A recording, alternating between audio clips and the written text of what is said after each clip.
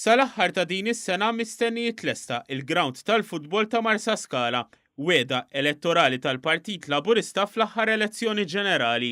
Il-ground li qed jinbena propju biswit il-Park tal-Familja qed isir b'investiment tal-fuq minn 2 miljun euro u qed isir kollu kemmu mill-Gvern taħt it-tmexxija ta' Sport Malta. Ġala darba jitlesta x-xogħol, il-ground se jgħaddi fidejn it-tim tal-futbol ta' Witilajn.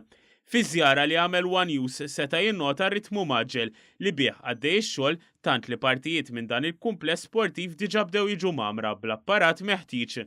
Iċ-Chairman ta' Sports Malta Luciano Busuttil qal li dan il-ground ser jilħaq l-istandards mitluba mill-FIFA għal ground tal-futbol. Wieħed irid jara l-affarijiet isiru sew għax inkella ħadd tuża ġelli jafriħhom jagħmel. Però t-target tagħna huwa issa l-aħħar tas-sena ikun lest sabiex il-komunità ta' Witilajn li llum il-ġurnata din il-komunità kibret ħafna għandha l-bżonnijiet tagħha anke speċjalment dawk sportivi jkunu jistgħu jgawdu dan il-ground li kienet ukoll weda elettorali li aħna nkunu qegħdin minnih kemm mhux fi żmien sena li forsi wieħed ippjanajna ma wkoll fi żmien wieħed jista' qasir ħafna ta' ftit iktar xhur minn sena ġen dik xi 15-il xahar, 16-il xahar. It-tim tal-futbol ta' Marsa Scala twaqqaf propju 8 snin ilu u f'dawn is-snin kellu joħroġ ammonti ta' flus biex jagħmel it-taħriġ tiegħu fi grounds oħra.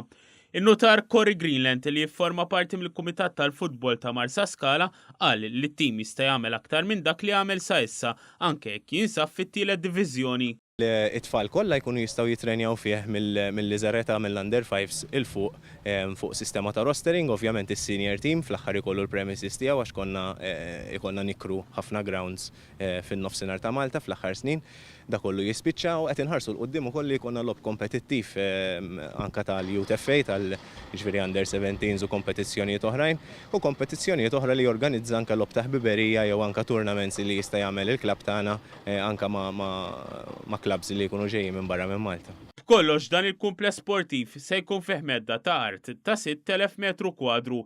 Il-proġett ser ikun mifrux fuq 2 solari u se jinkludi wkoll restorant, klinika, għadd ta' dressing rooms u żona għal 200 spettatur.